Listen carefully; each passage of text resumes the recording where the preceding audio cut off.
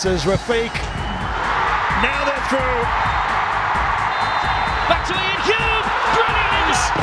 And Atletico de Kolkata. ശൂന്യതയിൽ നിന്ന് അത്ഭുതങ്ങൾ സൃഷ്ടിച്ച കോപ്പലാശാന്റെ കുട്ടികൾ കന്നി കിരീടം തേടി ഒരു വശത്ത്, സൂപ്പർ താരങ്ങളുമായി എത്തി രണ്ടാം കിരീടം തേടുന്ന അത്ലറ്റിക്കോ ഡി കൊൽക്കത്ത മറുവശത്ത്.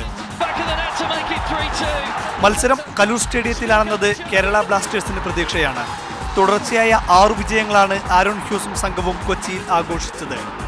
എന്നാൽ കൊച്ചിയിലെ ഏക തോൽവി കൊൽക്കത്തയ്ക്കെതിരെയായിരുന്നു എന്നത് കോപ്പലിന്റെ സംഘത്തിന്റെ നെഞ്ചിടിപ്പേറ്റുന്നു. സസ്പെൻഷനിലുള്ള ഹോസു കുറൈസ് ഇല്ലാതെയാണ് ബ്ലാസ്റ്റേഴ്സ് ഇറങ്ങുക. സന്ദേശ് ജിങ്കാനെ ഇടത് വിംഗ് ബാക്കിലേക്ക് മാറ്റി പകരം റിനോ ആൻഡോ വരും. ഹ്യൂസും ഹെങ്ബർട്ടും സെൻട്രൽ ഡിഫൻസിൽ പാറ പോലെ ഉറച്ചു നിൽക്കുന്ന താരങ്ങളാണ്. അസ്രക് മുഹമ്മദും മെഹ്താബ് ഹുസൈനും മധ്യനിരയിലും CK വിനീതും റഫീഖും വിങ്ങുകളിലും ആക്രമണങ്ങൾ മെനയും. പതിവ് പോലെ ബെൽഫോർട്ടും നസോണും മുന്നേറ്റത്തിലും ഇറങ്ങും.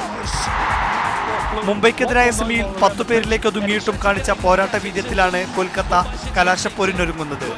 4-2, 3-1 ശൈലിയിൽ തന്നെ ഹോസെ മൊളീന കൊൽക്കത്തക്കാരെ വിന്യസിക്കും. ഇയാൻ ഹ്യൂം ഏക സ്ട്രൈക്കറാകുമ്പോൾ ഹെൽഡർ പോസ്റ്റിക സഹായിക്കാനുണ്ടാകും. ഡിഡിഗയും ഹാബി ലാറയും ഇടത് വലത് വിങ്ങിലും പിയേഴ്സണും ബോർഹയും മധ്യനിരയിലും കളി നിയന്ത്രിക്കും. അർണബ് മൊണ്ടാലിനും സെറീനോയ്ക്കുമൊപ്പം കീഗനും പ്രീതം കോട്ടാലും പ്രതിരോധത്തിന് കോട്ട കിട്ടുമ്പോൾ ഗോൾ പോസ്റ്റിൽ ദേബ്ജിത്ത് മജുംദാർ കാവൽക്കാരനായി ഉണ്ടാകും. ഫീനിക്സ് പക്ഷിയെപ്പോലെ ചിറകടിച്ചുയർന്ന കേരള ബ്ലാസ്റ്റേഴ്സ് സൂപ്പർ താരങ്ങളുമായെത്തുന്ന അത്ലറ്റിക്കോ ഡി കൊൽക്കത്ത. 3ാം സീസൺ കിരീടത്തിൽ ആര് മുത്തമിടും? ആരാധകർ ആവേശത്തിലാണ്. സുജയ് എഡ്വേർഡിനൊപ്പം ജയേഷ് പൂക്കോട്ടൂർ, മാതൃഭൂമി ന്യൂസ്.